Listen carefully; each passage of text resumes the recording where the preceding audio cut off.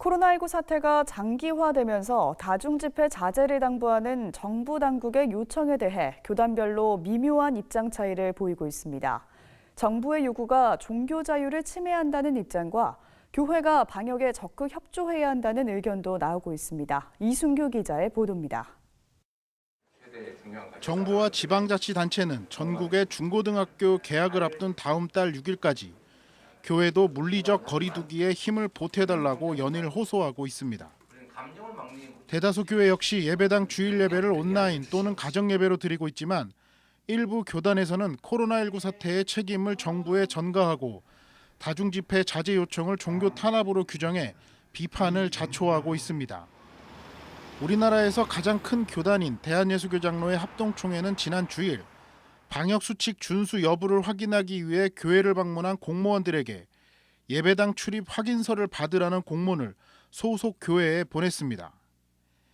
예장합동총회가 보낸 공문에 따르면 일부 공무원들이 강제로 예배당에 진입하려는 태도를 보이고 있다며 이를 종교 탄압과 신성 모독으로 규정해 이들의 신원 확인서를 받으라고 강조했습니다. 다중집회를 열 경우 방역 수칙을 잘 지키는지 공무원이 확인하기 위한 절차임에도 이를 종교 탄압이라며 반발하는 겁니다. 대한예수교장로회 고신총회 역시 다중집회 자제 요청을 종교 탄압으로 규정하고 있습니다. 예장 고신총회는 코로나19 사태 책임은 근본적인 방역 조치를 취하지 않은 정부와 지자체에 있다며 구상권 청구는 정부와 지자체에 해야 한다고 말했습니다.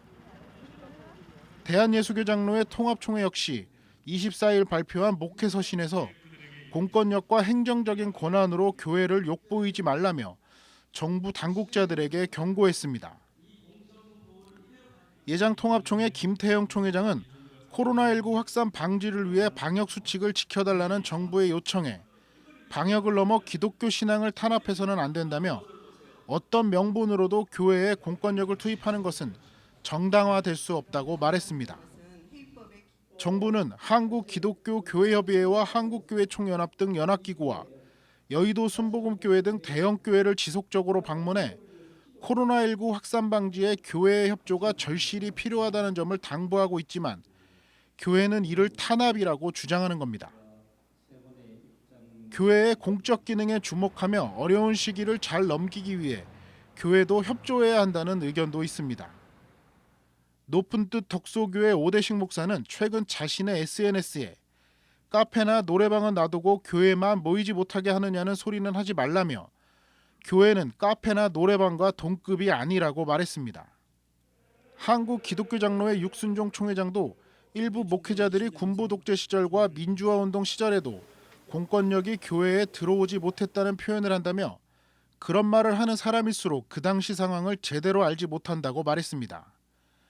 육 총회장은 1980년대 군부 독재 시절 기장총회 소속 송암교회에 경찰이 진입해 교회 기물을 파괴하고 목회자를 구타한 성소 침탈 사건을 예로 들며 그 당시 이런 사건이 있었다는 사실을 알지 못하면서 공권력이 교회에 들어올 수 없다는 말을 함부로 하지 말아달라고 당부했습니다. CBS 뉴스 이순규입니다.